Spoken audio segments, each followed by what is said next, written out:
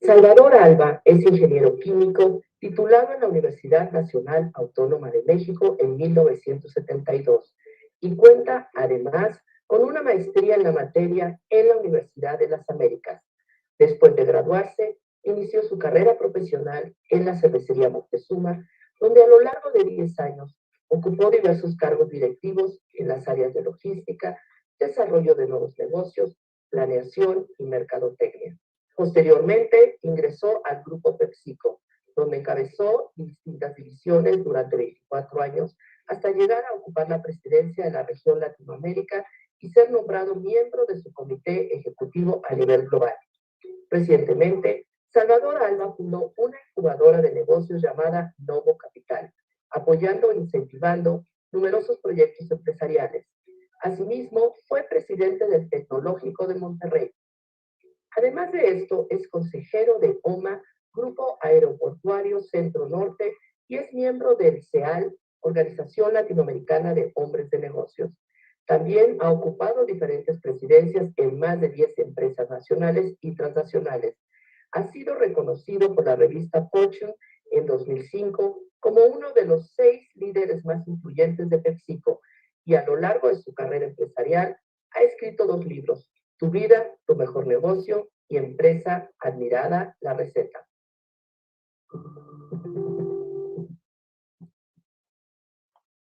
Muy buenas tardes, tengan todos ustedes. Es para nosotros un gusto tenerlos en esta su casa, México Unido.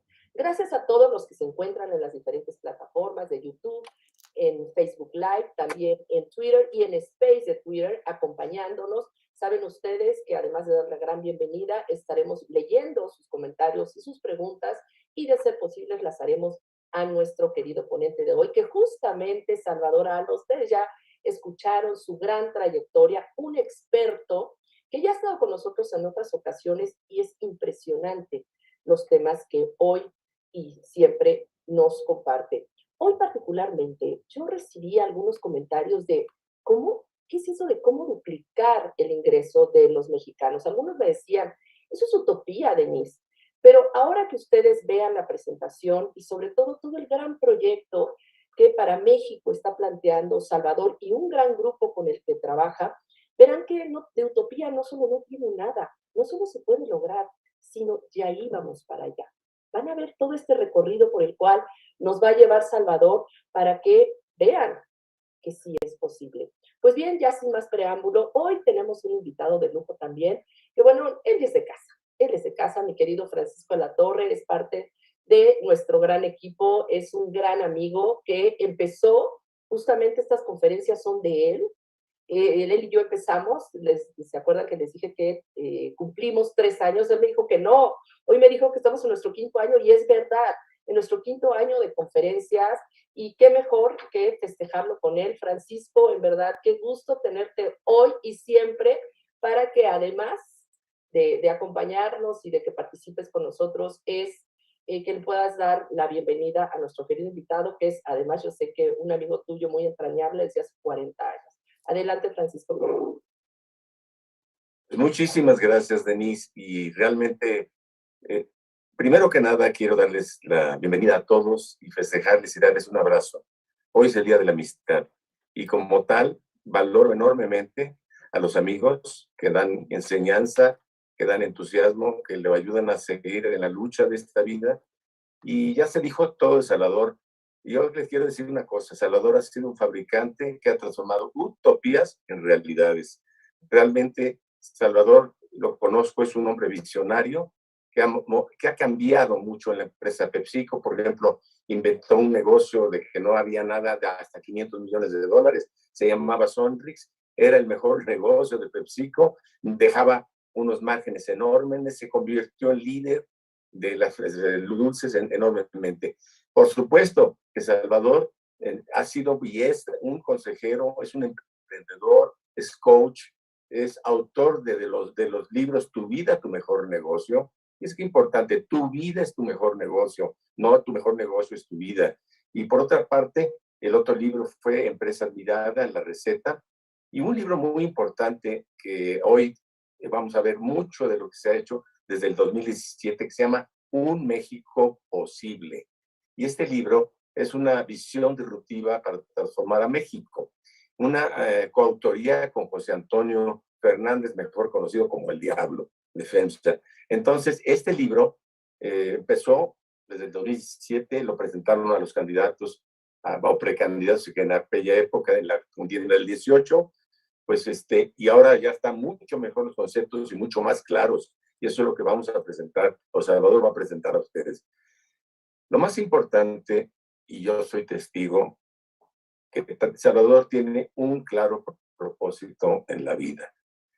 Y es crear un mundo mejor a través de servir y amar a los demás,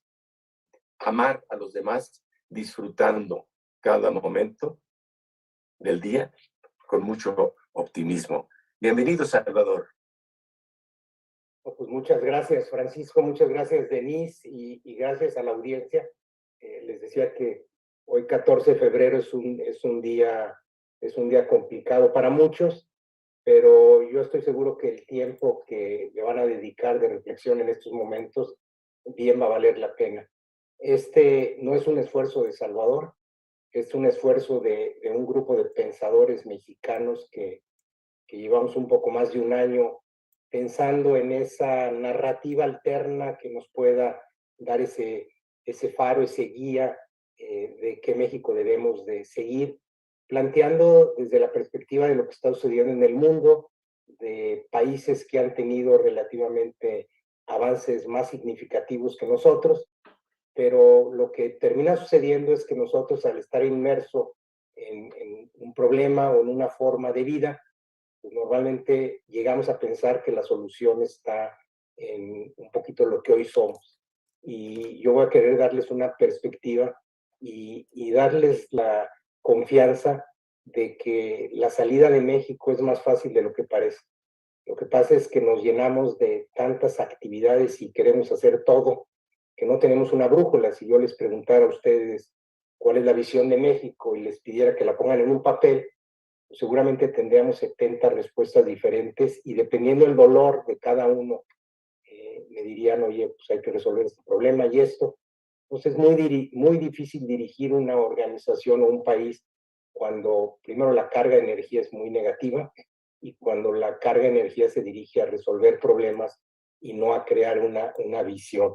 Y arrancaría yo con esta frase de cómo duplicar el ingreso de los mexicanos, porque al final sabemos que tenemos inequidad, pero si no generamos una riqueza, pues ¿qué vamos a repartir?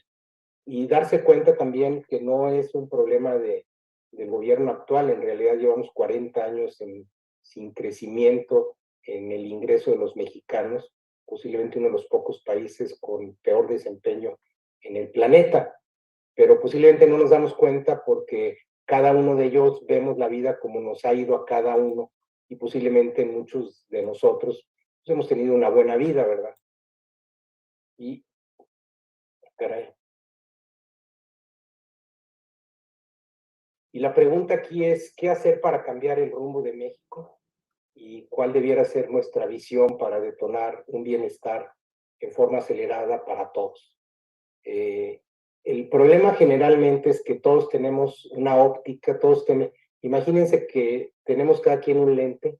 El problema es que hay lentes muy amplios, angulares, pero hay gente que tiene una visión y una óptica diferente, otros la tienen muy limitada, y traten de pensar que ese cuadro blanco representa a uno de nosotros, y ese otro cuadro representa a otro y otro, y la verdad que es muy difícil comunicarnos porque mi verdad pareciera que la quiero yo imponer en el otro.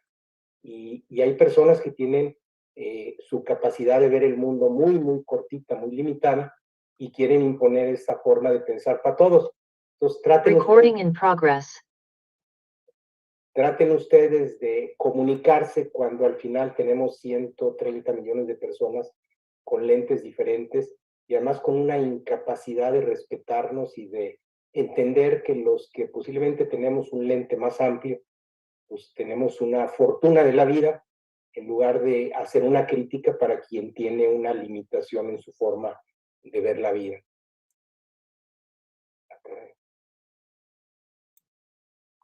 Estoy teniendo problemas. Y un paradigma que al final todos hemos oído esto, es una creencia que hoy la consideramos verdadera y es la razón por la que nos resistimos al cambio de nuevas ideas. Hace 500 años, pues la mayoría de las creencias era que la Tierra era plana y hay de aquel que dijera, no, pues es redonda. Y podemos hablar de miles de paradigmas que han ido cambiando y yo lo que les planteo es que México tiene que cambiar algunas creencias, paradigmas. Van a darse cuenta que esas creencias que hay que cambiar, a los que más nos duelen son a los que nos ha ido bien, a los que están presentes en esta reunión, y que cuando yo saque algunos de los temas más sensibles, híjoles, nos va a doler, porque en realidad si no generamos esos cambios, la posibilidad de tener un México diferente va a ser muy difícil. Y entonces cualquier creencia que no alcanzamos a ver es una distorsión y nos resistimos a ella y nos damos unas enojadas todos y la mía es la correcta, etcétera, etcétera. Y lo que pasa es que no hay países subdesarrollados, los clasificamos muchas veces y van a darse ustedes cuenta que hay países que muy rápido lograron desarrollos espectaculares, el mismo China, Corea, hay países mal gestionados. Y sin duda, si nosotros quisiéramos hacer un diagnóstico de México, pues México es un país mal gestionado. Estos son algunos indicadores de desarrollo humano. Somos la economía por tamaño 16 del mundo, 74 en desarrollo humano, en ciencias y matemáticas 117. En toda la historia de México hemos podido educar con estudios universitarios al 16% de nuestra fuerza laboral. Ya no hablamos de la calidad. Quiere decir que 84% de la gente pues tiene competencias muy débiles y por eso también muchos de los salarios que hoy tenemos. Facilidad para abrir un negocio, el 107 del mundo, país, gobierno digital y el índice Gini, que es el índice de dispersión de pobreza-riqueza, donde pues, somos uno de los peores países del mundo y esta brecha pues, es la que nos lastima mucho. Entonces, hoy sí somos una economía de $10,000 por habitante como promedio, muy dispareja, pero hay muchos países, hay 70 países que están en la media arriba de nosotros. Y si ustedes ven la historia de México en los últimos 40 años, el ingreso, si lo pasamos a dólares constantes del 2015, es el desempeño de México. El desempeño en México no hemos podido pasar de entre 9 y 10 mil dólares y sí, hoy posiblemente tenemos un bajón en estos 3, 4 años, pero es el desempeño de 40 años. Entonces, el que trate de decir que pues, hay que regresar y que sintamos que hubo un gran desempeño. Y el siguiente punto es, oye, Salvador, ¿y cómo sabemos si esto es bueno o malo?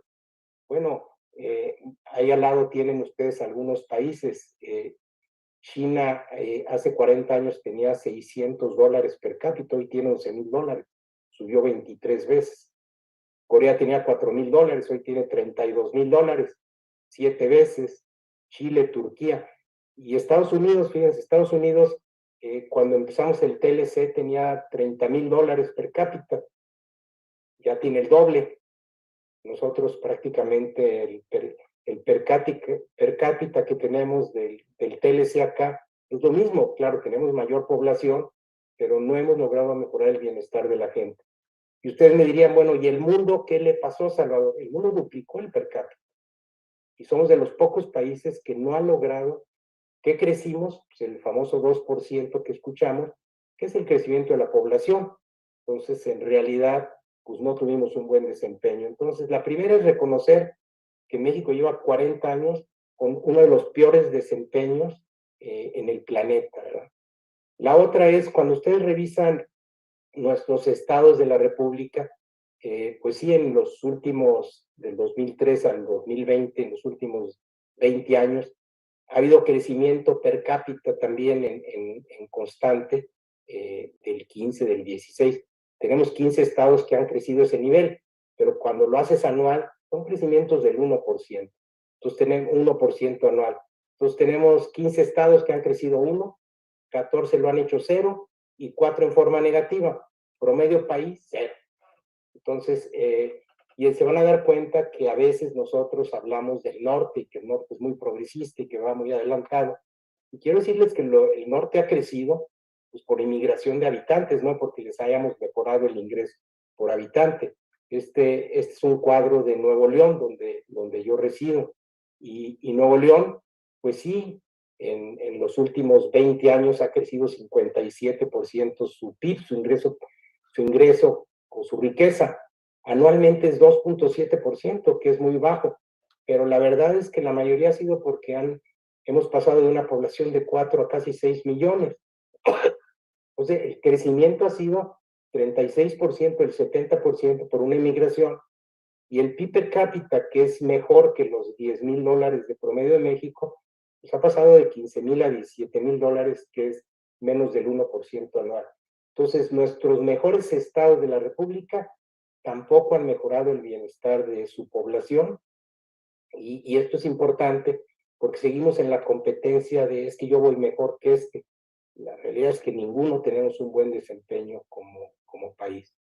Y si tuviéramos que hacer un diagnóstico en poquitas palabras de México, hemos tenido un crecimiento muy incipiente y terriblemente mal distribuido. Ese es el diagnóstico.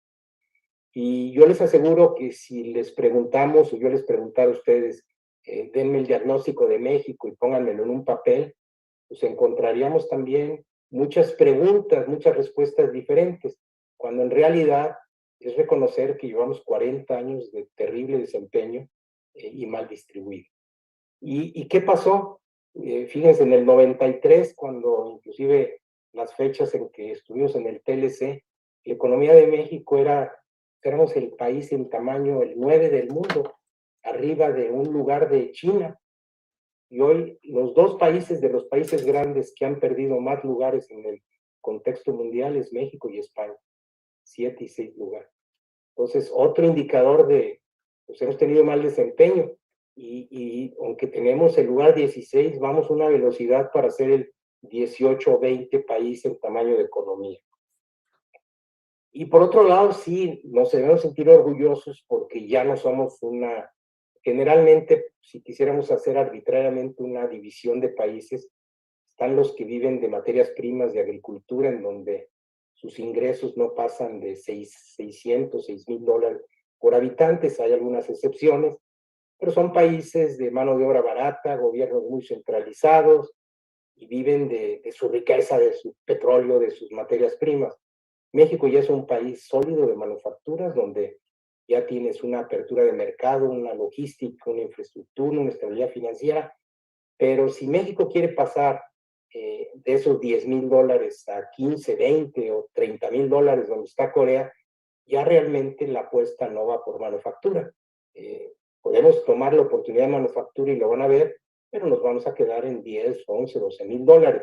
Si queremos pasar realmente a los 15, 20,000 dólares a duplicar, hay que meterle al talento, a gobiernos digitales que fomenten investigación y el emprendimiento, y empezar a vivir en concentraciones urbanas que son lo que hace atractivo para vivir y genera un mercado laboral mucho más diferente y se genera innovación. Se van a dar cuenta que estamos muy lejos de ese camino, pero que ese camino lo podemos hacer de inmediato si nos decidimos y nos enfocamos en eso. Todo el mundo habla de la manufactura de México y es cierto, en la manufactura no somos ni el 2% de la manufactura mundial. Estados Unidos en manufactura son 2.3 trillones, 2.300 millones de dólares, y nosotros un poquito arriba de 200. China cuatro veces, somos el 5% de China, el 10% de Estados Unidos. Entonces, que México sin hacer nada va a duplicar la manufactura, yo se los apuesto y se los garantizo aunque no hagamos nada. ¿Qué va a suceder? Pues que nos vamos a llenar de fábricas, vienen por la mano de obra barata, vamos a hacer una emigración de millones de gentes del sur hacia acá, y dentro de 10, 15 años vamos a tener ciudades muy complicadas para vivir, y vamos a seguir teniendo como promedio de país 10, 11, 12 mil dólares. Pero si nos enfocamos en la manufactura, los resultados, pues, prácticamente vamos a tomar un pedazo más de este pie sin ningún problema. Y pareciera que estamos muy contentos y que lo vemos como la gran oportunidad, y indiscutiblemente es una oportunidad, pero no solamente es una oportunidad, la oportunidad es cambiar también el rumbo del país. México sí puede crecer 10% anual, mucha gente cree que esto es imposible, y se nos olvida que China creció 14 y 15% durante 20, 25 años, y la fórmula no es tan complicada. Y México se van a dar cuenta que México tiene el atributo para hacerlo, pero nadie lo está viendo, nadie lo está peleando, y se van a dar cuenta ahorita con algunos datos. Hoy, la mayoría de nosotros y la mayoría de políticos que vienen por corto tiempo se enfocan en la tarea. Son líderes que vienen a decir, esta es la lista de prioridades y problemas, y la presión nuestra también va por ese lado. Pero hay algunos líderes que te dicen, oye, ¿por qué no intentamos cambiar el rumbo? ¿Por qué no generamos una visión que nos inspire, que nos lleve a otro nivel? Eso no quiere decir que no reconozcamos que tenemos problemas, pero nos levantamos todos los días con la idea de construir algo mucho mejor. Hoy México está en esta primera orientación, está en solución de problemas. Por eso yo les decía que si yo les preguntara a ustedes qué hay que hacer en México, ustedes me van a dar la lista de problemas, pues hay que solucionar los problemas. Y yo lo que les planteo, no, enfoquémonos en un México posible, enfoquémonos no en seguir anclados en el pasado, sino en buscar romper algunas creencias, algunos paradigmas. Y lo que queremos llevarlos es a la historia de que este rompimiento de paradigmas es difícil, pero es fácil y lo podemos hacer. Hoy nadie duda que el problema de corrupción, Estado de Derecho y seguridad son los problemas que salen en la mente de la gente, y seguramente la gente dice, enfócate en esto y jálale por ahí. Pero suponiendo que trabajáramos en eso, simplemente tenemos el mismo país, nomás solucionando estos problemas.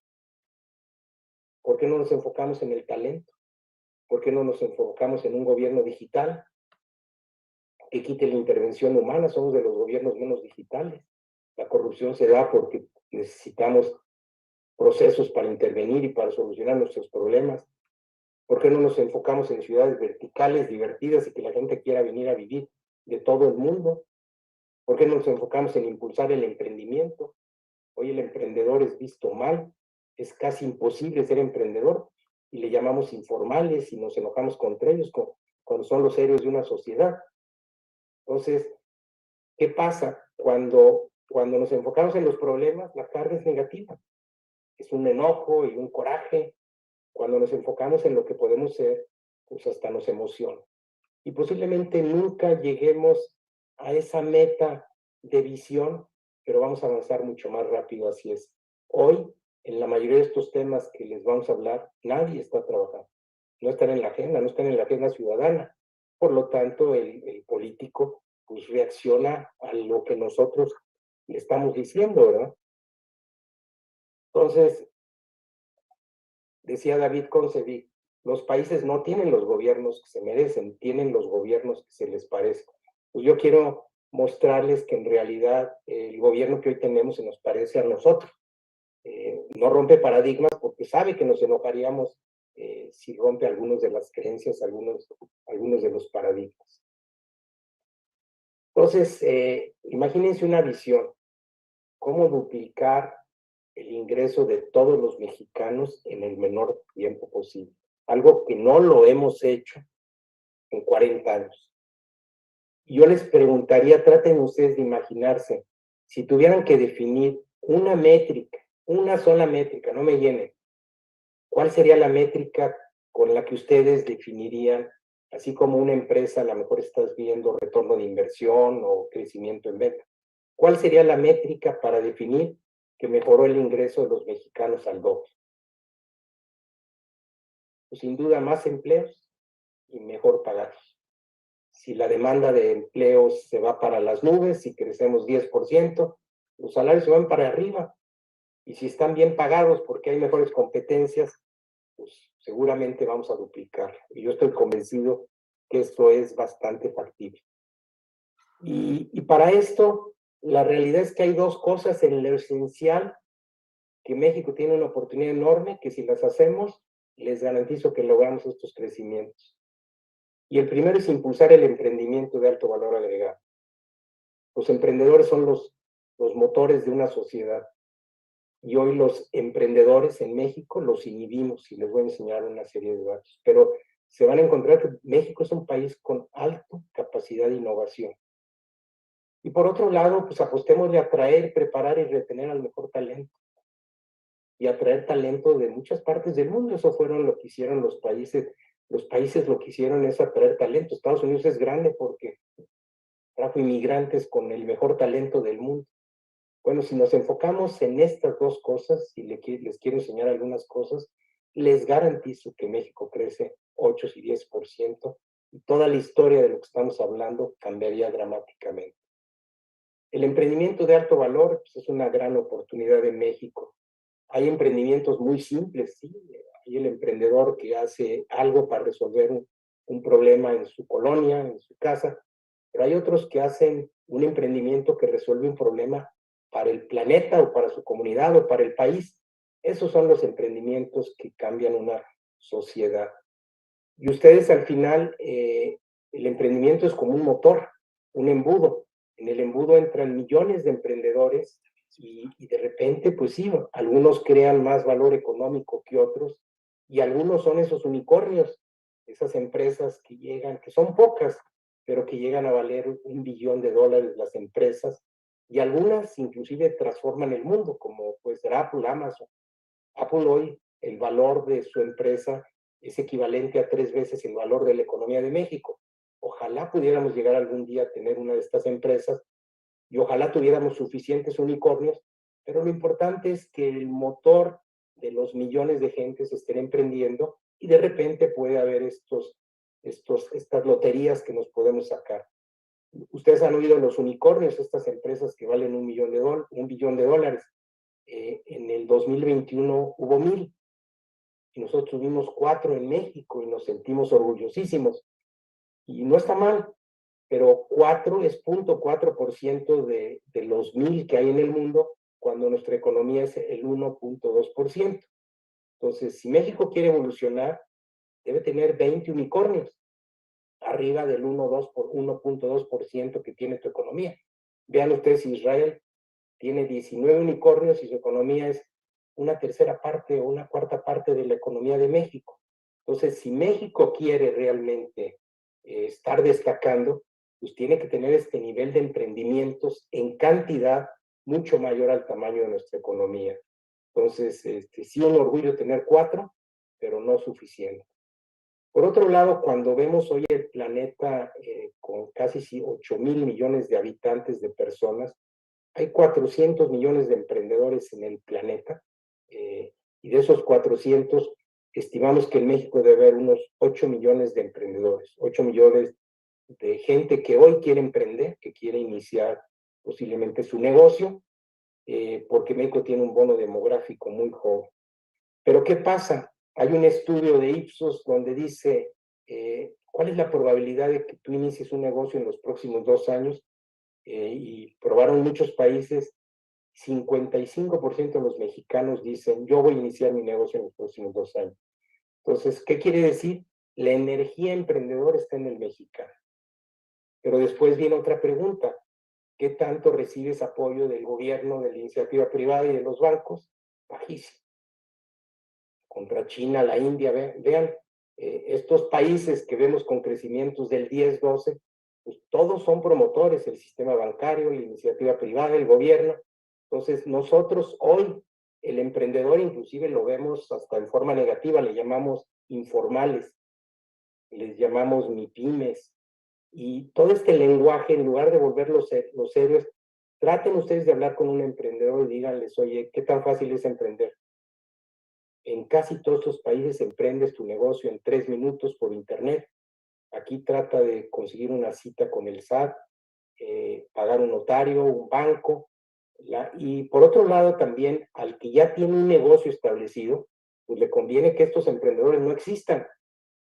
¿Por qué? Pues porque entonces le permite seguir ofreciendo los satisfactores, posiblemente en posiciones a veces de oligopolio, de monopolios, etcétera, ¿no? Entonces, ¿qué México tiene? Pues tiene esa oportunidad de emprender.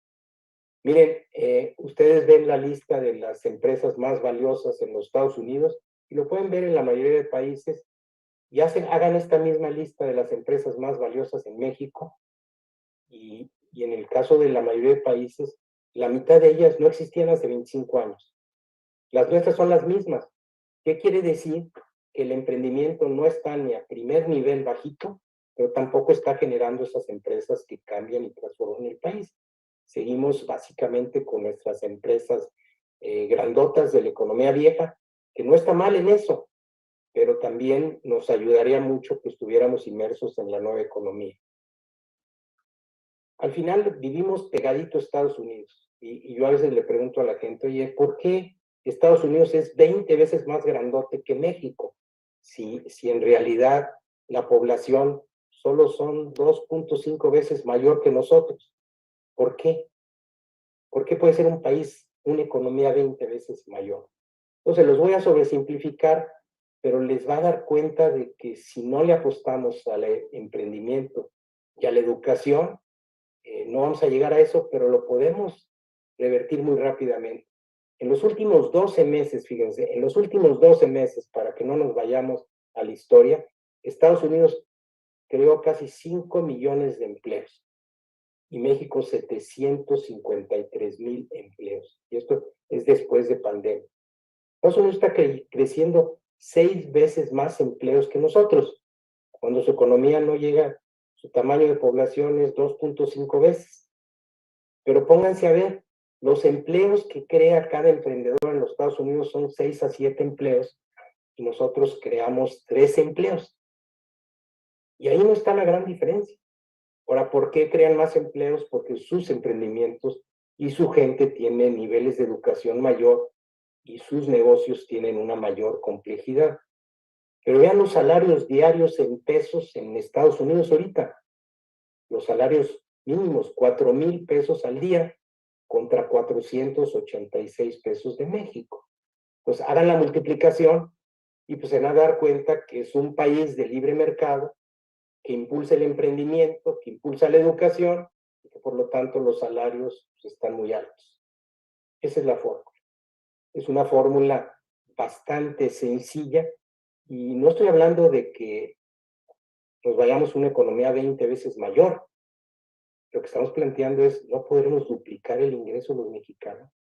La verdad que si no lo podemos hacer, sería ridículo porque se van a dar cuenta lo fácil que es. Miren, yo les decía que hay 8 millones de emprendedores en México, que tampoco son muchos, tenemos 130 millones de habitantes, que podrían, pensemos, generar 1 millón de empresas al año. Imagínense que por digital las pudieran abrir sin ningún problema en 2, 3 minutos. Y los primeros 2 años sin pagar impuestos. Y que crearan simplemente 3 empleos, pues tendrías 3 millones de empleos. Y si empezamos a generar una buena calidad y una cobertura educativa, se van a mejorar los salarios.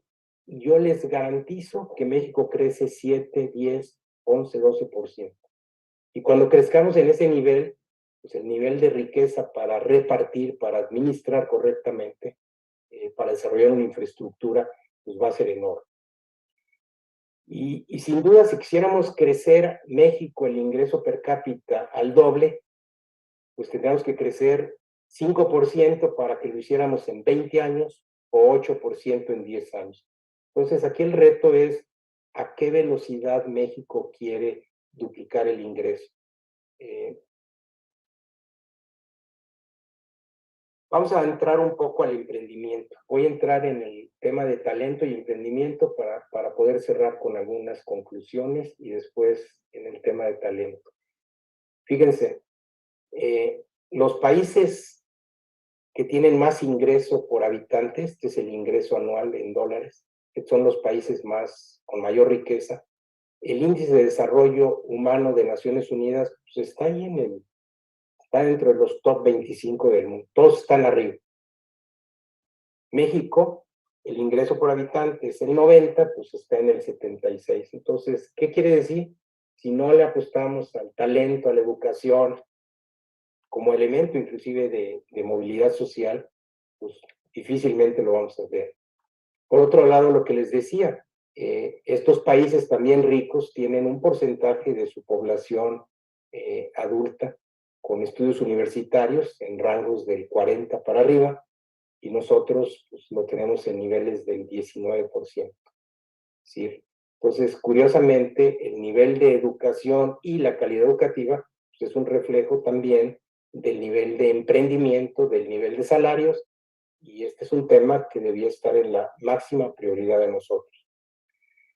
Por otro lado, al final un país es tan fuerte como sus empresas. Realmente el país genera su bienestar a través de sus empresas, y las empresas, ¿qué es lo que hacen? Atraen talento, lo cuidan, lo retienen y lo desarrollan. Pues eso es lo mismo que tiene que hacer un país a nivel macroeconómico. Y para atraer talento, ¿qué hacen los países? Pues traen universidades y centros de investigación. Traen universidades y centros de investigación. Nosotros, ¿qué hacemos? Pues estamos trayendo manufactura. Pues, ¿por qué? Pues porque estamos en una economía de manufactura. Para retener el talento, pues la gente quiere vivir en ciudades divertidas, incluyentes y seguras. Ahí se genera la innovación. Nosotros se van a dar cuenta que creamos ciudades de muy mala calidad, dispersas y no incluyentes. Y posiblemente es el tema que más nos va a doler, porque el mayor desastre de México fue la forma como desarrollamos nuestra infraestructura urbana. Y para desarrollar el talento, pues hay que tener ambiente amigable al emprendimiento, que se sienten bien recibidos, que realmente vean que son héroes, que los recibimos. Entonces, al final, si la agenda de un país y de México no está en estos temas, pues difícilmente la vamos a ver. Y déjenme enseñarles algunos pequeños temas. Las universidades internacionales de investigación que hay en China, Emiratos, son números importantes. Los países, además de salir a preparar a su gente, China ha preparado durante más de 20 años casi 700,000 chinos que se fueron a estudiar a las mejores universidades del mundo. Y además tiene 37 universidades internacionales. Ellos las invitaron. Emiratos Árabes. Nosotros una universidad internacional de investigación no tenemos. No las invitamos. Y no solamente invitar, seguramente hay que financiar y apoyarlas, ¿no? Pero esos son los atractores hoy de talento. Imagínense si ustedes Silicon Valley se lo imaginan sin Stanford o Boston, Cambridge, sin MIT o Harvard. Entonces hay que traer estos centros de investigación porque pues es lo que la gente dice, oye, si ya se vinieron estas universidades, se viene el talento, se vienen los centros de investigación, y entonces pasas a esa manufactura de mayor valor agregado. Y también recordar también que la belleza para México es que los países son irrelevantes hoy. Hoy el desarrollo económico se está haciendo en zonas geográficas, ciudades, clústeres, y se está urbanizando a una velocidad enorme el mundo y va a seguir en esa velocidad. Y cuando ustedes ven dónde está el 80% de la innovación del planeta, pues están donde están estas manchas. Sin duda Silicon Valley es el lugar por excelencia, pero empiezas a tener las zonas de Boston, Nueva York, empiezas a ver lugares en Nueva Delhi, en China, en algunos lugares de Europa, pero sí muchos países como Latinoamérica, como África, pues no están siendo lugares atractivos para atraer todos estos centros de innovación y de investigación. Y por otro lado, las ciudades empiezan a definir a dónde me quiero ir a vivir. Si yo quiero ser un innovador y quiero hacer un startups de alto impacto, pues veo cuáles son las ciudades innovadoras y aparecen pues, Londres, Tokio, pero vean las primeras ciudades de México, aparecen 87, Monterrey 278, o calidad de vida. Entonces, todas las ciudades están rankeadas en distintos valores. Entonces, si nosotros no tenemos una ciudad con un atractivo, con una personalidad, con un branding, pues difícilmente lo vamos a poder hacer. Pero cuando ustedes ven el último estudio de Startup Blink, donde habla de dónde están las ciudades más innovadoras del planeta. Aquí están las 17 de Latinoamérica. La número 1, San Paulo, Ciudad de México, Buenos Aires, Santiago, Bogotá. Hay 4 mexicanas, la 2, la 6, la 10 y la 14. Pero cuando ven qué lugar tienen en el mundo, Ciudad de México 44 del mundo, Monterrey 139, perdiendo 30 puntos en los últimos 2 años, Guadalajara perdiendo 88 lugares en 2 años, y Puebla apareciendo en el 236. Es decir, si México no logra penetrar en los siguientes 10 años a 4 ciudades en el top 100 del mundo, no la vamos a hacer, no vamos a estar en esta economía del conocimiento.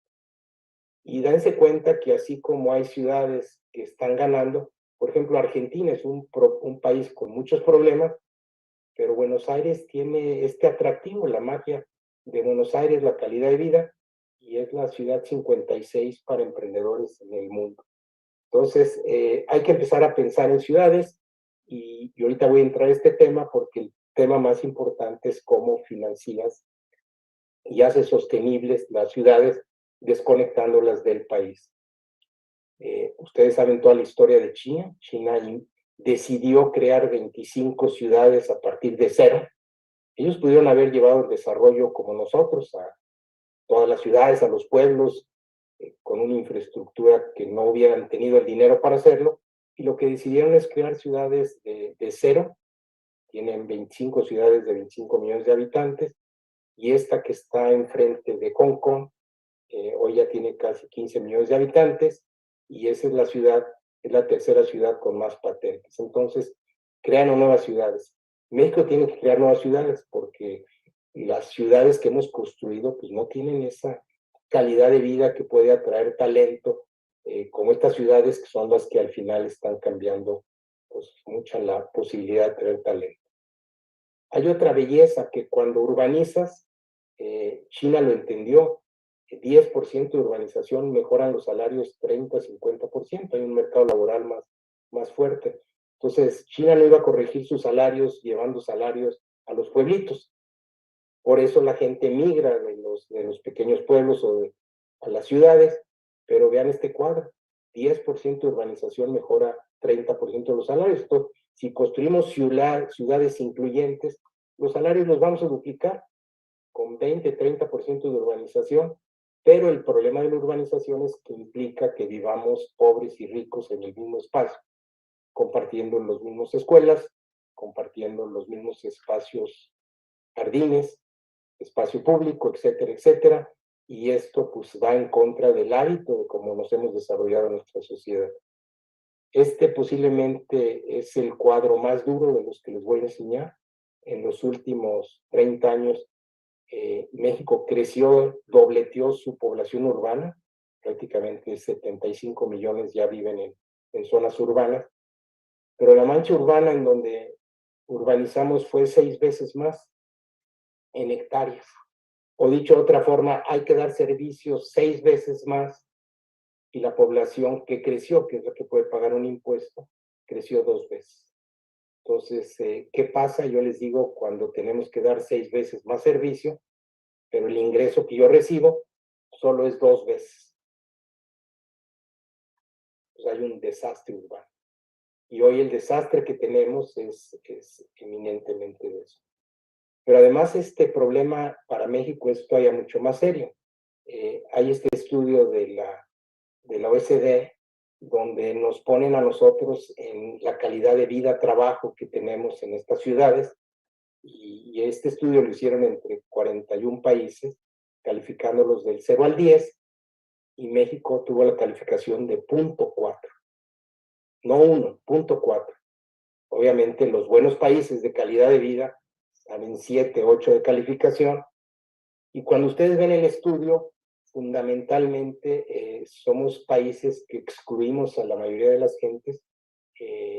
Prácticamente al ampliar las manchas urbanas, la gente tiene que usar de 2:30 a 3 horas diarias para transportarse, la calidad de transporte público terrible, y permisos para las amas de casa, jornadas, somos de los pocos países con jornadas laborales de 48 horas. Entonces, hoy somos el peor país en estos 41 países en calidad de vida y trabajo. y tiene que ver por la forma como excluimos y cómo hicimos el desarrollo de nuestra ciudad.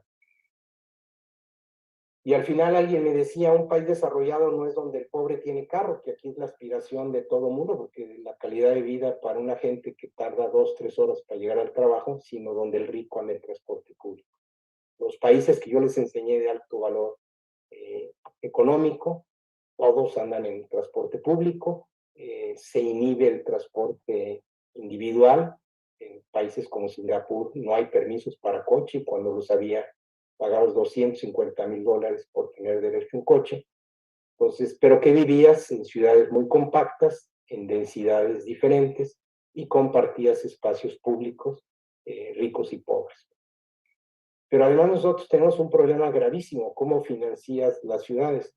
Este es el impuesto predial que se pagan en algunos de los países, con unos ejemplos, como porcentaje del valor de una propiedad. La OECD dice que si no estás arriba del 2% no hay forma de tener una calidad correcta de vida, y nosotros prácticamente nuestros impuestos prediales son 0.3%. Y con estos impuestos prediales lo que hacemos es que el mejor negocio para el mexicano es tener tierra, dejarla ahí abandonada y especular, y alguien me hará los servicios para que poco a poco vaya llegando esta tierra y gane plusvalía. Pero la realidad es que corregir esto, lo tenemos que corregir. No hay forma de poder tener un desarrollo en nuestras ciudades si no tenemos impuestos prediales. Los impuestos prediales son los que pagan no solamente la infraestructura, sino también los espacios públicos y parte de la educación. Este es un ejemplo de varios municipios y qué porcentaje del gasto de su municipio es el predial. Y fíjense, solo 3.5% de los municipios recaudan arriba del 20% de predial para pagar. El 80% viene de otra cosa. Pero los municipios, por eso es un peleadero de dónde traigo el dinero y se lo quitó a la federación, porque solo el 4% de sus ingresos viene de predial. La mayoría de prediales de casas de interés sociales son menos de $1 diario, 300, 400 pesos. Por eso no se cobra. Y la gente está convencida de que no le dan servicios de iluminación, de banquetas, de calles, de seguridad, porque se roban el dinero. Y ustedes me van a creer que con $1 le vas a poder dar servicio de infraestructura. Pero ¿qué pasa? Pues alguien hizo negocio, vendió casitas o vende bodega y deja un problema que lo estamos heredando de generación en generación. Entonces, sí es posible duplicar el ingreso por habitante entre 10 y 20 años si nos enfocamos en vivir en ciudades incluyentes, verticales, seguras y divertidas en un Estado de Derecho. Esto nos va a implicar vivir en espacios más pequeños. El día que tengamos que pagar esos prediales, pues no vamos a poder vivir en casas grandes. Contar con una educación de calidad para incrementar los salarios y sin duda impulsar el emprendimiento para que generen más y mejores empleos. Vivimos la mejor época de la humanidad, sin duda. Vienen cambios a una velocidad enorme. Cambiar la manera de pensar o sentir o vivir es posible, pero no es fácil. Para la mayoría de países, lo que yo les dije, ni lo tienen que pensar. La realidad es que para la mayoría de países el mérito, la educación de calidad está en las prioridades de las familias. Los salarios más importantes son los de los profesores. El emprendimiento es el héroe y el motor de una economía. Los impuestos prediales son los que sostienen las ciudades. Entonces, nosotros construimos un país con algunos errores, pero esos errores corregirlos nos va a doler porque le pega fundamentalmente a los que tenemos hoy una buena posición o espacios posiblemente de más. Y el avance solo será posible si rompemos algunas creencias. Y esta es la parte más difícil. Yo arranqué diciéndoles que hay que romper paradigmas. El primero es que tenemos que densificarnos y crear nuevas ciudades incluyentes y con impuestos prediales de clase mundial.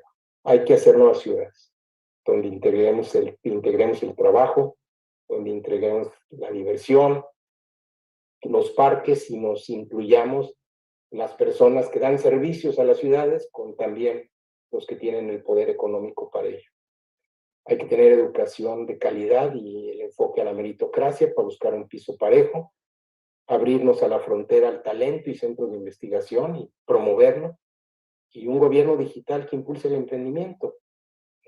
La verdadera realidad es que si pusiéramos un gobierno digital, quitamos a 3 millones de gestores que hoy corrompen al emprendedor, no lo dejan avanzar, y que además, fundamentalmente, pues de ahí deriva gran parte de la corrupción. Impulsar una economía de libre mercado centrada en la educación y el emprendimiento, yo no veo, es la única forma de generar más y mejores empleos. Lo acabamos de ver en Estados Unidos, creciendo 6 veces más que nosotros en empleo, y redactábamos en la semana pasada un manifiesto por México, donde decíamos, traten de imaginarse ustedes en la emoción un México con equidad e inclusión, donde nuestro éxito dependa de nuestro esfuerzo y mérito, un México con acceso a educación de calidad, a oportunidades, y donde los emprendedores sean admirados, una nación en donde el progreso compartido sea nuestra prioridad y la felicidad de todos el objetivo más importante. Esto que al final no deja de ser un sueño, una montaña, es bastante factible hacerlo. Nuestro reto es encauzar nuestra energía y utilizar toda nuestra energía positiva en este luz que unifica a través de cada uno de nuestros espejos, que somos nosotros, y cambiar toda esta narrativa de reconocimiento que nosotros no estamos donde debemos de estar, que somos un país muy disparejo y que hemos tenido un incipiente crecimiento en los últimos 40 años. Una hora exacta. Muy bien. Qué gusto, Salvador, en verdad, sí es posible. Los grandes proyectos se empiezan soñando. Si quieres bajar tu presentación, Salvador, para que podamos vernos. Y efectivamente, estos grandes proyectos que tú nos propones es la única manera de lograr este México que hoy estamos padeciendo, justamente porque dejamos a los pobres, dejamos a la gente que no podía salir adelante, la dejamos sola. Y hoy este gobierno que tenemos, que muchos nos quejamos, somos nosotros corresponsables por haber sido tan egoístas y por no haber vivido los valores democráticos que hoy tanto le criticamos a este gobierno, pero tampoco nosotros como sociedad nos falta solidaridad, empatía, el respeto, la tolerancia, y justamente por eso hoy estamos, yo creo que tocando fondo. Y me gustó lo que dijiste, el gobierno se parece a nosotros, por supuesto que sí. Fíjate que algo que yo creo que nos hace falta es trabajar en una autoestima colectiva fuerte, porque creemos que merecemos eso, que merecemos este gobierno, que merecemos la pobreza, que merecemos un país de tercer mundo, porque el gobierno lo promete, la pobreza franciscana, y no hay quien rezongue, unos cuantos.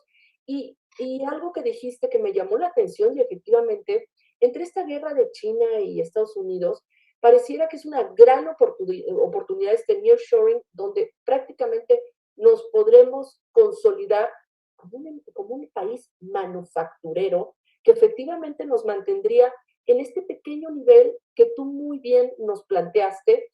Y sobre todo hay algo que hay que resaltar. En México hay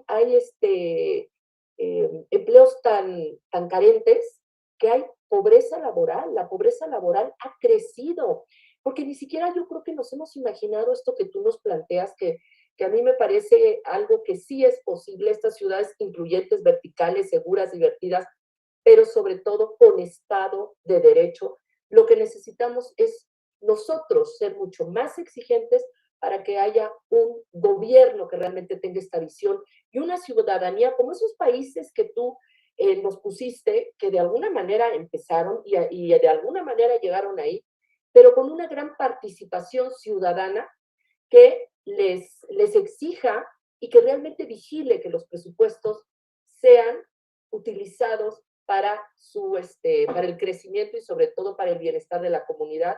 Y antes de que, si quieres hacer algún comentario, yo le quiero dar la súper bienvenida a nuestra querida Carla, que es parte de este grupo, de personas que, bueno, te han acompañado en este proyecto. Bienvenida, Carlita.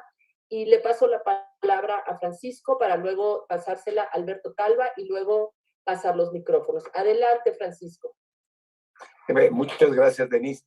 Mira, yo sugiero que realmente escuchar, porque lo importante es que los enfoques de esos paradigmas se empiecen a alinear y solamente se van a alinear si escuchamos. Nadie tiene la respuesta. Este es un camino que vamos haciendo camino al andar. Nada más quiero hacer una observación.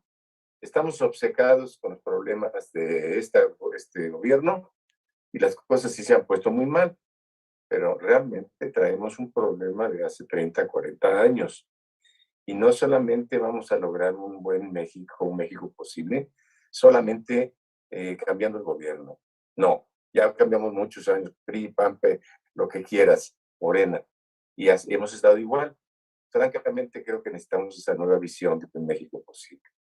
Enfocarnos los 3, 4 factores y ya después tener toda la infraestructura que nos dice Salvador, inversión prioritaria.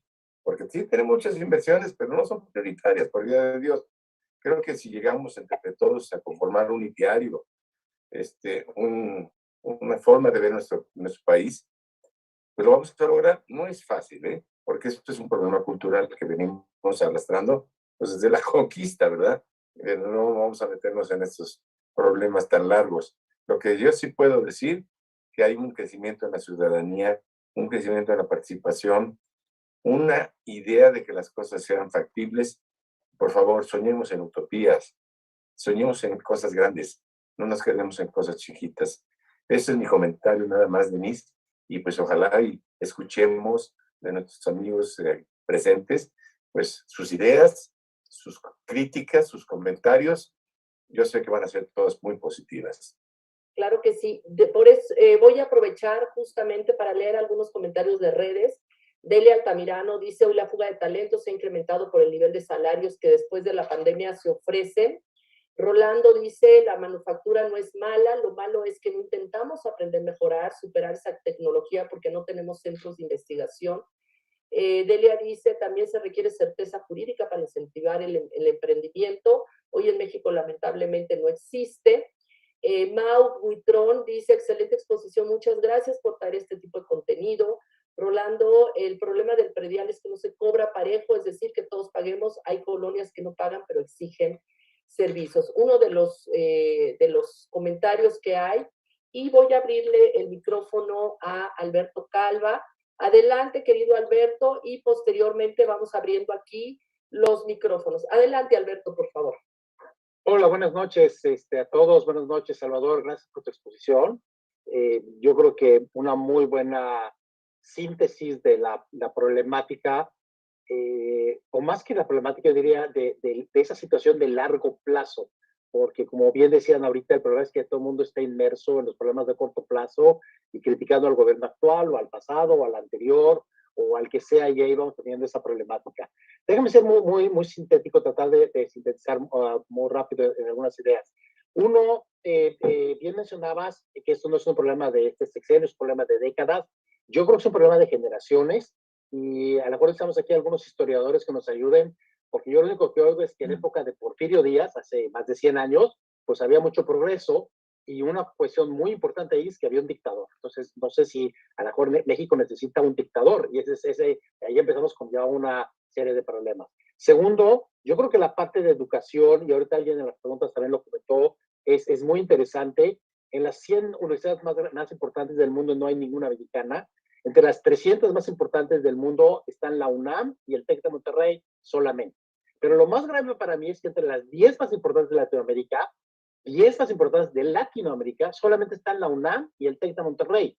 Hay 3 brasileñas, 3 chilenas, y de Chile, una argentina y una colombiana, si no me equivoco. Entonces, pues obviamente, aún comparándonos contra Latinoamérica, no tenemos ni siquiera la generación de talento que deberíamos de tener, y obviamente eso para abajo, pues habla de que las preparatorias, las secundarias, las primarias, pues no están generando la calidad de alumnos. Pero como bien lo dijo alguien ahorita, y lo pienso igual, es las empresas mexicanas sí van a estar haciendo maquila y no manufactura, mientras no generen su propia tecnología. Ahí también viene parte de esa investigación, de esa ciencia. Y habría que insistir mucho en que las empresas mexicanas que no desarrollan tecnología propia, y yo creo que hay muy poquitas, es que prácticamente ninguna, Ninguna de ellas se puede llamar de clase mundial. O sea, no puede haber una empresa mexicana de clase mundial cuando depende de la tecnología que trae de otros países. Y el otro punto que decía, si quieres, creo que es fundamental, es todo está basado a final de cuentas en que hay un desarrollo empresarial. Y para que haya ese desarrollo empresarial, lo dijiste muy claro, un punto muy importante es cambiar toda la mentalidad de cómo se percibe al empresario. Y eso está complicado, obviamente, porque está muy arraigado. Se ha buscado siempre decir que el empresario es el malo de todo, ¿no? Hasta porque hay inflación, es el empresario. Y entonces esto hay que cambiar, insisto, y no, como tú lo bien lo dices, no es este gobierno. Llevamos décadas hablando de esa manera. ¿Cómo cambiar ese criterio, esa forma de ser? Pero además, para que haya más inversión empresarial y más empresarios, pues hay una serie de cosas que además de ese cambio de perspectiva del empresario, de que se le viera con respeto, igual que se le tiene que ver con mucho respeto a un profesor universitario, cosa que hoy en día no sucede, pero regresando a las empresas, la otra cuestión es Estado de Derecho, que estamos débiles. Segundo es seguridad física, que no tenemos, la criminalidad nos está comiendo. Y finalmente, bueno, también necesitamos un plan de largo plazo que debería de trascender los sexenios. No puede llegar cada presidente a querer reinventar el país con sus proyectos. Debería tener una especie de autoridad suprema o consejo supremo al presidente que define el plan a 20 años y que el presidente se dedique a adaptarse a ese plan. Y no lo puede cambiar porque de otra forma, pues cada uno llega a reinventar y cada 6 meses nos queremos reinventar y pues se está reinventando para ganar votos al final de cuentas, ¿no? Bueno, pues más que decir en mi comentario, creo que aquí hay una parte que yo siempre insisto mucho y es, hay que llamar a historiadores, hay que llamar a historiadores porque yo creo que este tipo de problemas se han tenido en la humanidad en otras culturas y en otras civilizaciones, probablemente hace siglos, milenios, no lo sé, y de alguna manera lo han resuelto. Y yo creo que aquí sí necesitamos mucho de historiadores que nos digan, oigan, esto es lo que se hizo hace 500 años en no sé dónde, ¿no? Y que lo podamos de alguna manera ir resolviendo. Pero bueno, fuera de eso, digo, que excelente presentación, digo, yo creo que no podemos no estar de acuerdo en lo que planteas. Creo que el punto ahorita es cómo podríamos dar pasos muy puntuales de cómo cambiar esto, porque no es una tarea para nada fácil. Gracias. Muchas gracias, querido Alberto. Yo les voy a decir que le pedí a Alberto que hiciera un comentario, porque además de que ha sido nuestro invitado y ponente en varias ocasiones, bueno, tiene su columna, ¿verdad, Alberto? Y además hace investigación, entonces me pareció muy pertinente la intervención de Alberto. En verdad, Alberto, te agradezco muchísimo. Mi querido Salvador, ¿tienes algún comentario que hacer antes de abrir los micrófonos? No, en general concuerdo con Alberto. El tema, Alberto, es que cuando hablamos de muchos temas como los que mencionas, pues nos podemos perder y cuando te pierdes pareciera que no hay salida. La verdad realidad es que México tiene salida, pero hay que dejar de pensar en México, fíjate lo que te estoy diciendo. Hay que pensar en regiones y en clústeres. El mundo, lo que les digo, se está clusterizando y para las personas deciden vivir en clústeres. La gente que decide venir a una playa viene a Cancún. El otro día yo recuerdo me preguntaban en Japón, ¿qué tan lejos queda Cancún de México? Es decir, cuando tú tienes una marca que es muy fuerte, les mencionaba yo Buenos Aires, la gente quiere ir a emprender, pero no lo ubican como Argentina, ¿verdad? Con todos sus problemas. Entonces, el problema en México es seguir pensando en país. El tema es que hay que aprender a madurar y encontrar a nuestro desarrollo. Lo mismo que hacen hoy las grandes ciudades. Cuando tú ves los países, una o dos ciudades están tomando la mayoría de relevancia en España, Madrid, Barcelona, y ustedes lo ven en los Estados Unidos. Lo que sucede, la única diferencia es que son autosuficientes, las ciudades son autosuficientes con el impuesto predial. Nosotros, por ejemplo, yo vivo en Monterrey. Monterrey debía estar conectada con Texas. Nosotros somos el 4% de la economía de Texas. Texas es 80% más grande que toda la economía de México. Nos necesitan, los necesitamos y podríamos crear una zona geográfica, un Silicon Valley y dejar de estar pensando en otra cosa. Es decir, tenemos más naturalidad, más empatía con ellos, pero el hacer eso implica que nosotros tenemos que empezar a buscar inclusive los impuestos del IVA, ponerle como en muchos países un par de puntos más donde hay mejor valor económico. necesitamos la autosustentabilidad de nuestras ciudades. Si no seguimos esperando que papá nos resuelva, papá no nos va a resolver, papá país. Los recursos están comprometidos, los que hoy bien o mal están dados. Lo que tenemos que crear, y tenemos una belleza, no hay país que no tenga impuestos prediales del 2% para arriba. No hay país. Es el impuesto más justo porque se da local, se vigila local. Puede haber inclusive, imagínense que creamos fideicomisos público-privados y voluntariamente los empezamos a poner, pero es el que tiene dinero que empiece a pagar. La realidad es que los que pagamos impuesto predial estamos pagando 0.2, 0.3%. Esos impuestos no alcanzan ni para los servicios que nos están dando por la mala calidad. Y si queremos una buena educación y parques y que convivan con nosotros la gente pobre, pues necesitamos pagar los impuestos correctos. Nos va a doler porque para muchos pues nos va a alcanzar no vivir en 300 metros, sino vivir en 80, 100 metros, como lo hacen todos los asiáticos, y esa parte nos va a doler. Pero en los siguientes años, si no cambiamos la forma de vida, no hay recursos que nos vaya a alcanzar. Y eso también te va a dar que en esas ciudades compactas, pues ahí sí vas a tener seguridad, Estado de Derecho. De otra forma, corregir el problema de país en ese territorio tan grande que hemos construido, yo no creo ni que haya el talento ni los recursos para hacerlo. Muchas gracias, Salvador. Si me permites abrir los micrófonos, voy a abrir el micrófono. Les voy a pedir sean muy breves porque hay muchas personas y tengo también en redes. Voy a abrir en este orden. María Sevilla. ¿Te parece de 3 en 3, mi querido Salvador? De los que sean. Perfecto. Primero, la primera ronda es María Sevilla, Humberto Treviño, qué gusto, amigo, tenerte con nosotros, y Humberto Villarreal. No, Alberto Villarreal. Entonces, empezamos con María Sevilla, luego Humberto Treviño y luego María. Adelante, querido. Perdón, primero María. Adelante, sí. María. Muchas gracias, Denise, don Salvador. Bueno, voy a tratar de ser muy breve. Respecto a todo lo que he escuchado, me ha encantado lo que decía Denise de la autoestima colectiva, lo que decía Francisco, por supuesto, usted, Salvador. Yo como madre de familia, me preocupa mucho, por ejemplo, la educación que hemos tenido generacionalmente, la historia que se nos ha contado de México, los complejos, los traumas que tenemos los mexicanos. Vaya, yo he pensado que México necesita que desde que una madre mexicana, una mujer mexicana va a ser madre, tenga preparación de inteligencia emocional, que conozcamos, que los niños conozcan términos.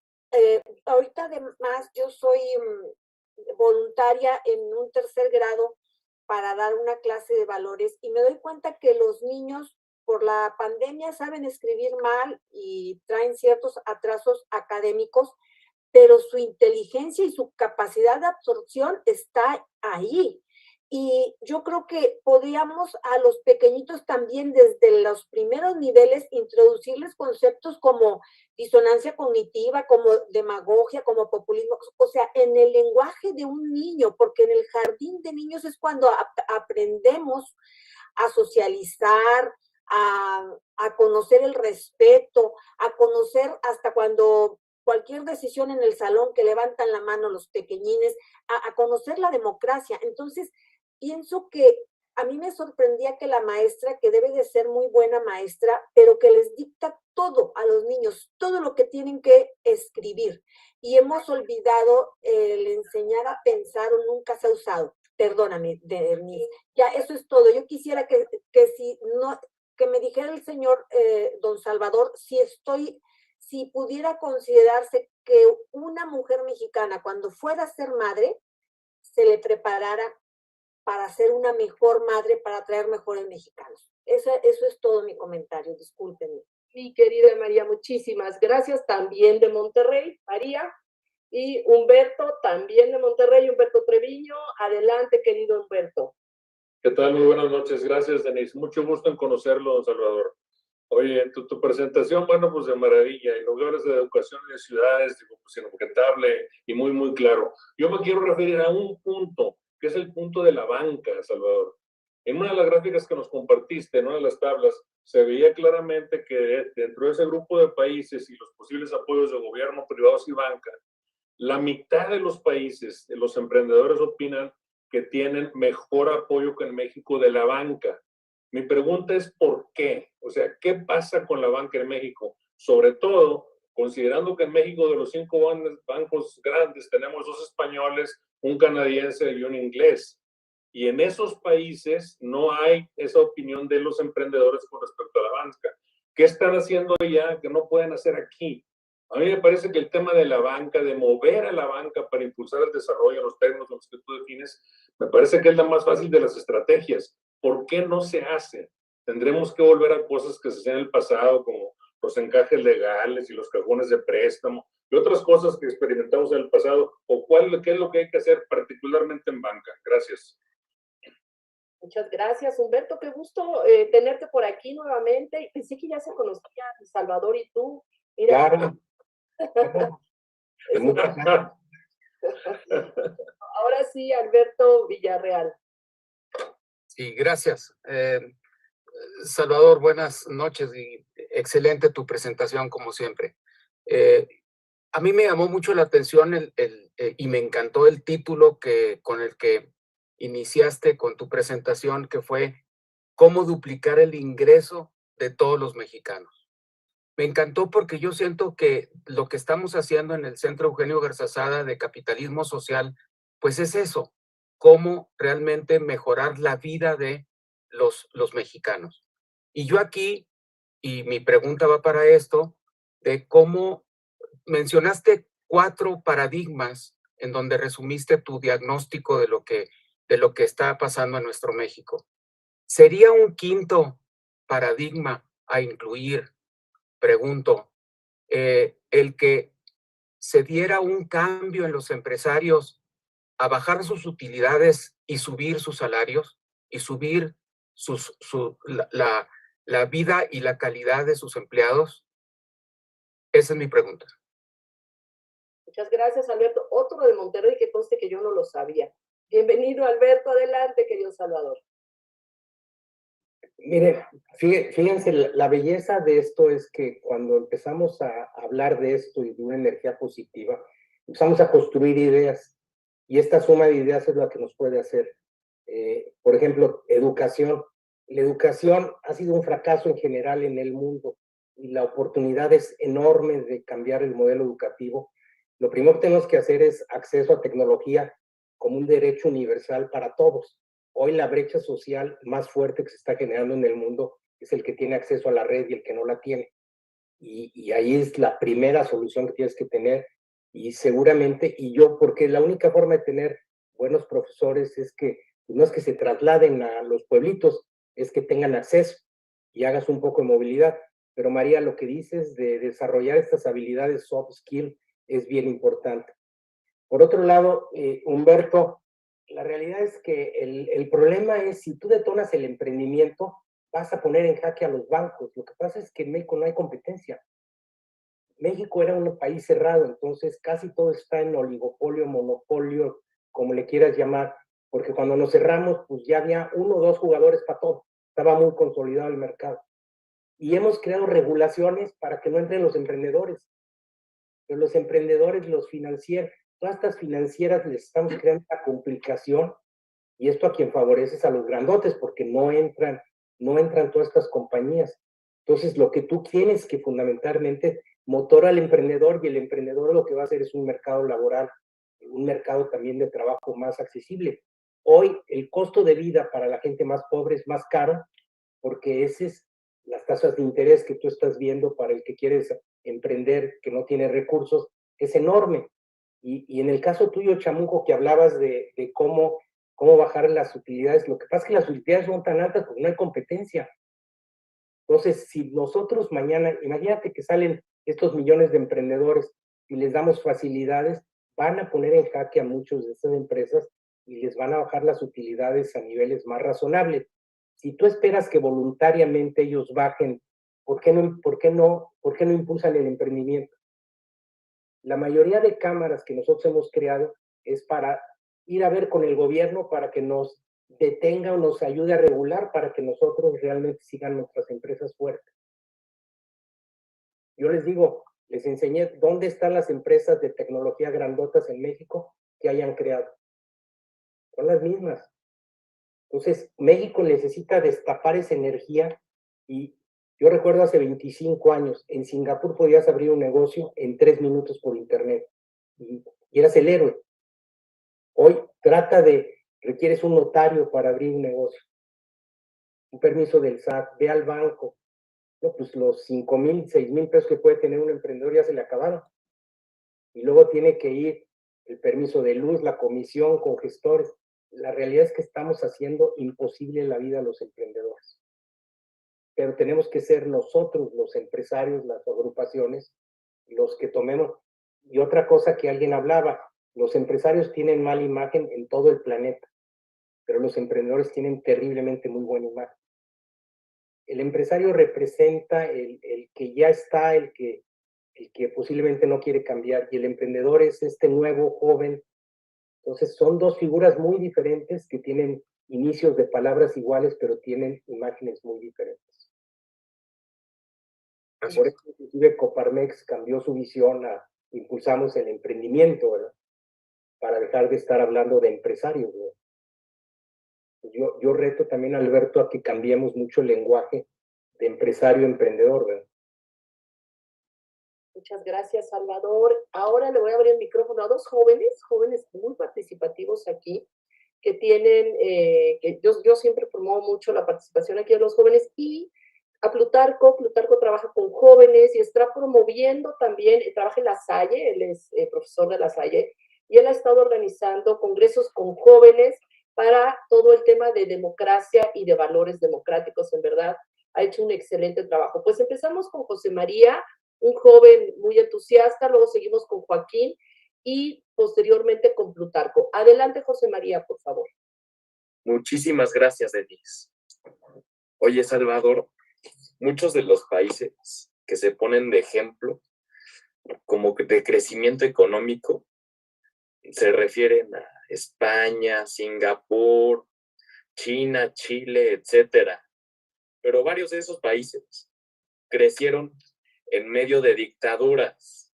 Igual El Salvador con Bukele está en medio de prácticamente una dictadura. ¿Tú tienes algún ejemplo de algún país que haya crecido económicamente bien, no dejando a nadie atrás, dentro de un estado democrático? Muchas gracias, querido José María. Joaquín, adelante, por favor. ¿Qué onda? Buenas tardes a todos. No, pues aquí yo también tengo unas preguntas. Esto que mencionas sobre los paradigmas se me hace muy interesante porque los paradigmas se rompen conforme a la conciencia social, de dónde estamos ubicados y de los procesos que tenemos como país, cosa pues que no se ha dado educación porque no se le ha dado importancia a las ciencias sociales ni a las humanidades. Y la pregunta ahorita, para la persona que venga de la oposición o alguien que esté, pues, quien venga del próximo presidente, ¿cómo nosotros ciudadanos tendríamos que pues ayudar o a exigirle el combate a los monopolios, que pues es lo que están diciendo, ¿no? Pues que pues es lo más rancio que están planteando, ¿no? Y sobre todo, ¿cuáles serían políticas públicas, ya sea en los estados o en general, que nos ayudarían pues ayudar en el emprendimiento? Y cuáles serían las medidas para revertir los monopolios y sacar a la innovación. Ya, gracias. Muchísimas gracias, Joaquín. Y Plutarco, adelante, querido Plutarco, qué gusto verte por aquí. Igualmente, buenas noches a todos. Muchas gracias, Salvador. Sí, efectivamente, se comenta que en 2030 el 70% de la población en México, y creo que no faltan gente que quiere innovar, pero creo que hace falta interrelacionar a las personas. Entonces, como que me gustaría proponer una especie de mesa nacional de innovación, en donde las personas puedan ir metiendo un poco sus proyectos y que pudiera haber una especie de fondo para el desarrollo de innovación que puede salir a base del dinero de los empresarios, quizá algún porcentaje del impuesto pueda darse a esto y se puedan estudiar cuáles sí son realmente posibles para poder apoyarlos. Y entonces hacer esas redes, aprovechar precisamente la tecnología para hacer estas redes y que podamos emprender precisamente y encontrar la relación capital, innovación, trabajo, para que se puedan empezar a dar ese tipo de cosas. Bueno, tenemos proyectos para hacer edificios para 15,000 habitantes, para 10,000 habitantes, etcétera. Y tenemos inclusive hasta algunas aprobaciones de algunos de los gobiernos, pero hace faltan algunos recursos para poder llevarlos a cabo. Ya se están haciendo en otras partes del mundo y creo que en México podría ser una solución de hacer estos espacios de convivencia urbanos sustentables, en donde prácticamente no se requerirían ni siquiera de agua del municipio, sino se genera, en fin, una serie de cosas, ¿no? Pero creo que sería importante en esta red para que podamos ir caminando en ello, ¿no? Gracias, Plutarco. Salvador, adelante. Sí, miren, olvidemos un poco, trabajemos un poco para futuro. Utilizamos un poco la historia para entender qué hicieron algunos, pero posiblemente su situación, su momento histórico les permitió hacer cosas que hoy posiblemente no podrían hacer. Los países, sin duda, los europeos, pero tenemos ejemplos de los coreanos, y muchos países han logrado avanzar a pesar de... Nosotros tuvimos también una especie de dictadura muchos años con el partido oficial y pudimos haber avanzado. La realidad es que nunca le apostamos a estos temas de educación, nos decidimos por una economía cerrada, nos abrimos al mercado muy tarde y se consolidó el mercado. La realidad es que si nosotros no tenemos que empezar a atacar ni hablar negativamente. Si detonamos el emprendimiento, va a haber un mercado de libre mercado mucho más amplio, va a crecer, se va a generar el empleo. Miren, la historia de China, que ustedes la ven que creció 10, 15%, no se explica sin Alibaba. ¿Por qué? Porque todos los millones de chinos que tenían sus pequeños negocios en todo el país se conectaron a través de Alibaba, que es una red para conectar fabricantes. Y la realidad es que les permitió generar 80 millones de emprendedores que generan 3, 4 empleos en lapsos de 10 años. 80 millones de emprendedores por 3 empleos son 250 millones de empleos. Si México lograra generar 3, 4 millones de empleos cada año, les garantizo que va a crecer México 10, 15%. Y México tiene el bono demográfico para hacerlo. Lo que tiene es que detonarlo y conectarlos por Internet. Internet tiene que ser un derecho universal para apoyar negocios y para apoyar educación.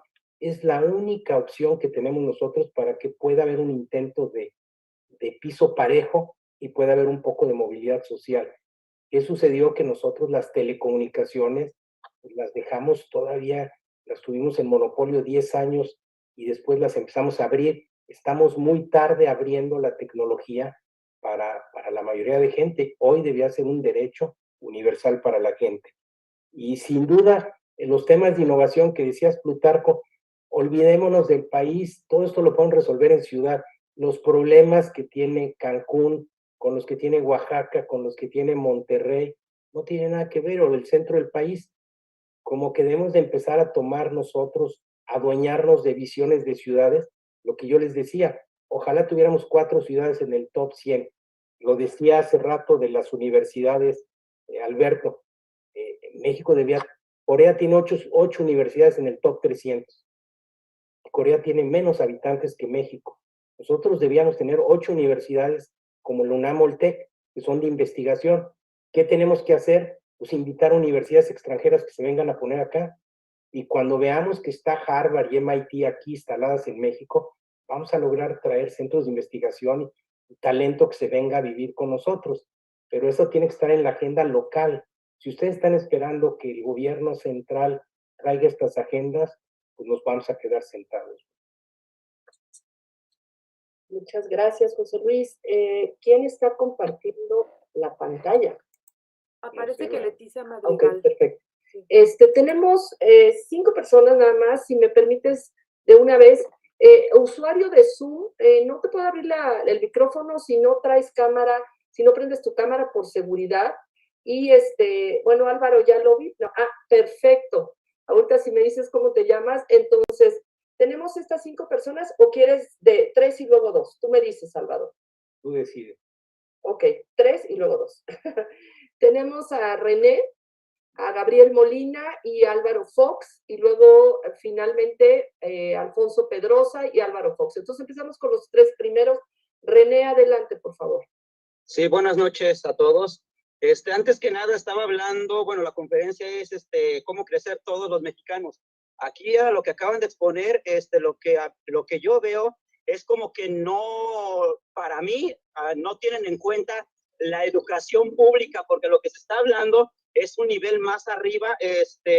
La educación pública mexicana está asquerosamente mal. Entonces, de ahí imagínense cómo va a llegar a la universidad y como dice la clase de universidad que tenemos.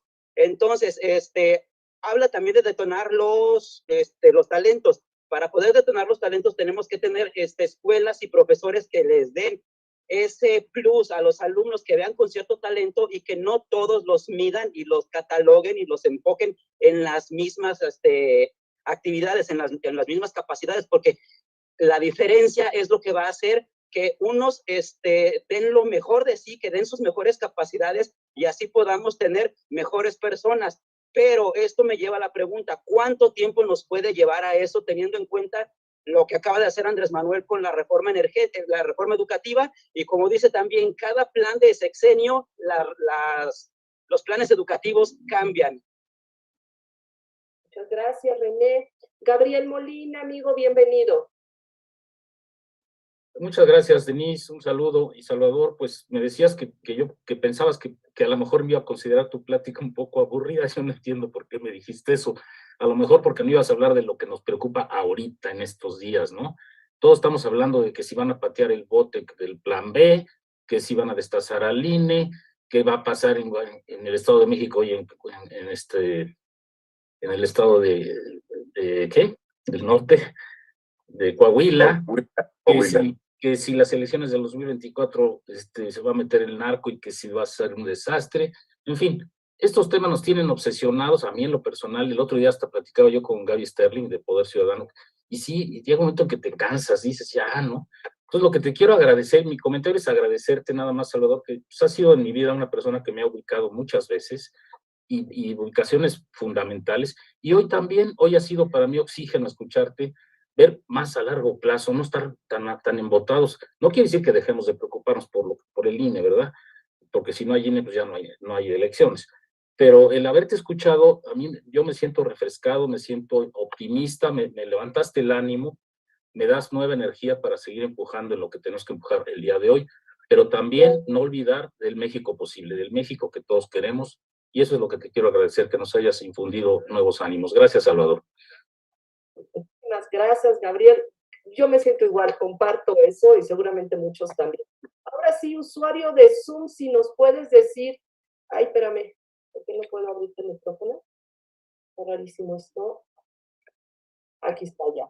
Si nos puedes decir tu nombre, por favor. Adelante, abre tu micrófono. No se abre tu micrófono. Bueno. A ver, soy yo. Estás hablando de mí, ¿verdad? Sí. Ah, perfecto. ¿Cómo estás? Soy Germán Yepis. Salvador, buenas tardes. Por ahí alguna vez nos saludamos ahí en Monterrey. Mira, la verdad es que se me hace genial todo lo que has comentado, súper padre. Toda la parte, digamos, de emprendedor, capitalismo, el levantar todo. Creo que, como bien dices, países como China, como otros países han podido levantarse.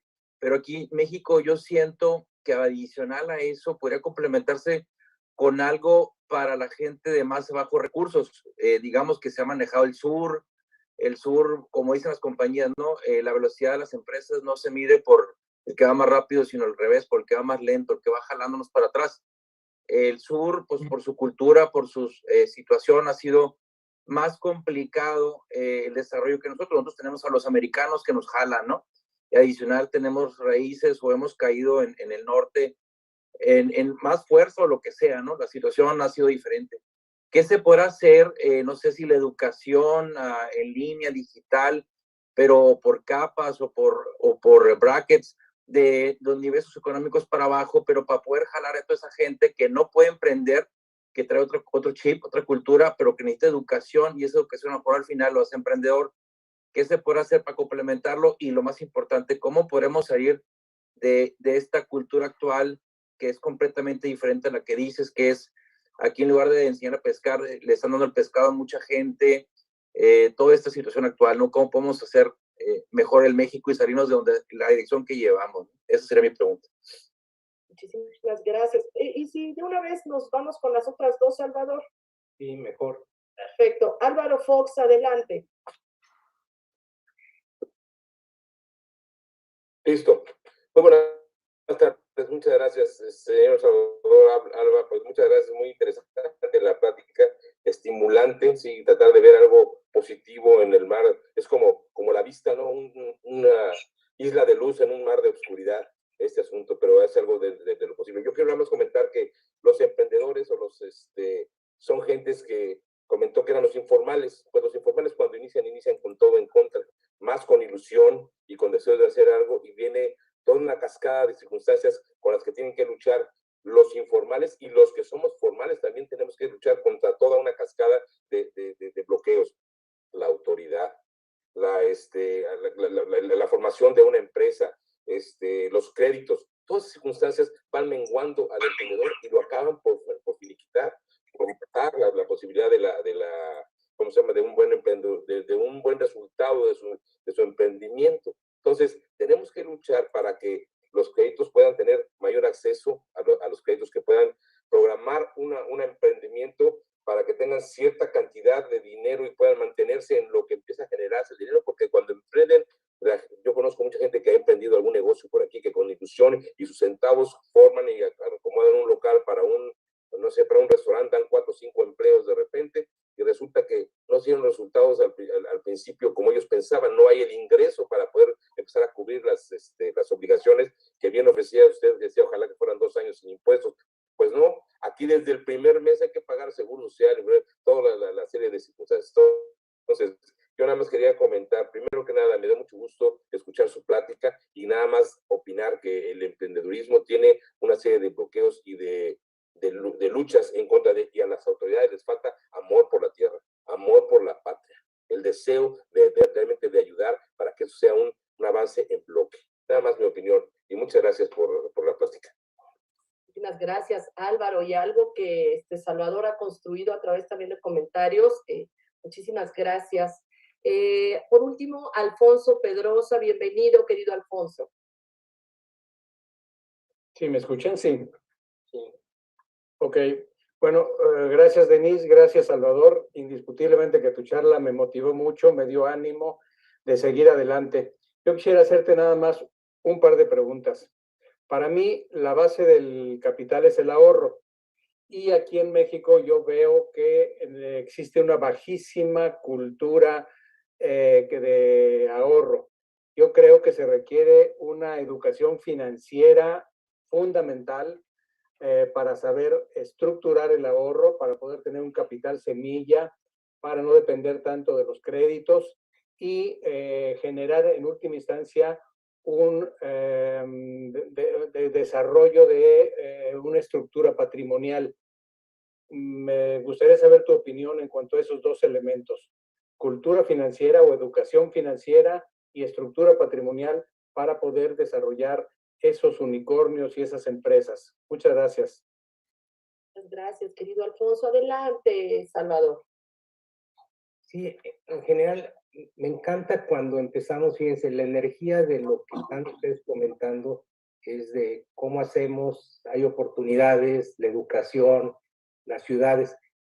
La realidad es que yo veo que México, como tiene indicadores bajitos, yo cuando les enseñé calidad del trabajo, 0.4 de 10, cuando empiezan a ver ustedes muchas de las calificaciones son tan bajitas que duplicar esos resultados en 2, 3, 4 años lo puedes hacer.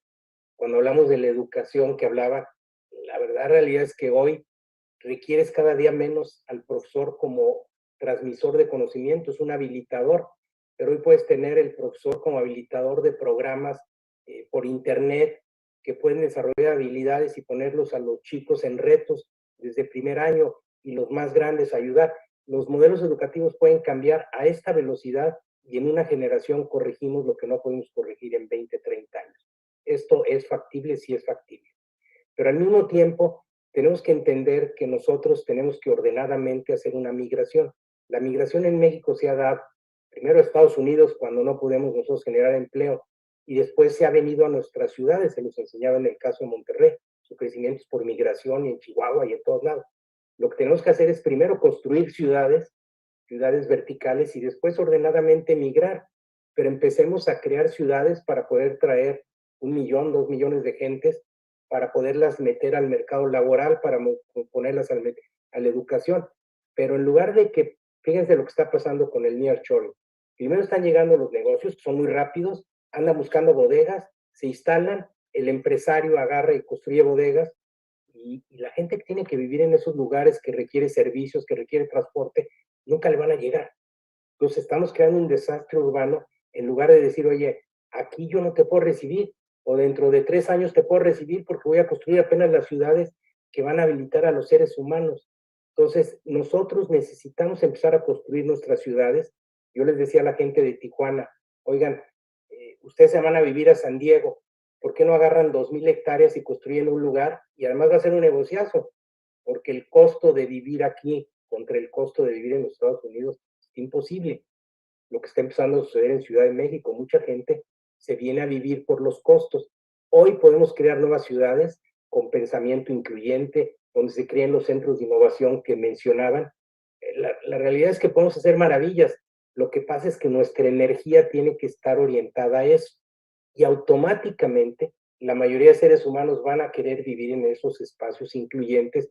Va a cambiar el trabajo. Mucha gente va a abandonar estas pequeñas ciudades o comunidades en donde no tiene calidad de vida, pero tiene que ser el emprendedor. Tiene que ser el emprendedor desde el que pueda crear una nueva ciudad, desde el pequeño emprendedor, desde el que innove.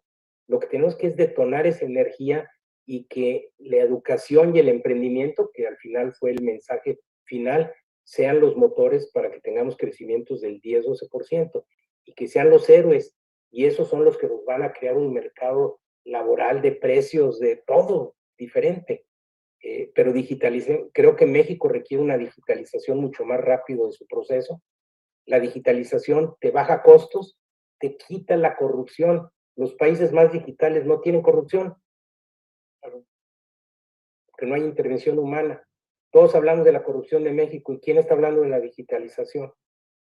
Entonces, si México se quiere subir a la economía del conocimiento, tiene que digitalizar y poner piso parejo a todos y rehacer nuestras ciudades, que hicimos un desastre urbano. No hay ciudades muy divertidas para traer talento. No hay ciudades donde podamos retener al talento. No hay los salarios adecuados. No hay las empresas de investigación que se quieran venir. Y esto lo tenemos que hacer en lo local. Yo insisto, dejemos de pensar en el país, pensemos en las ciudades.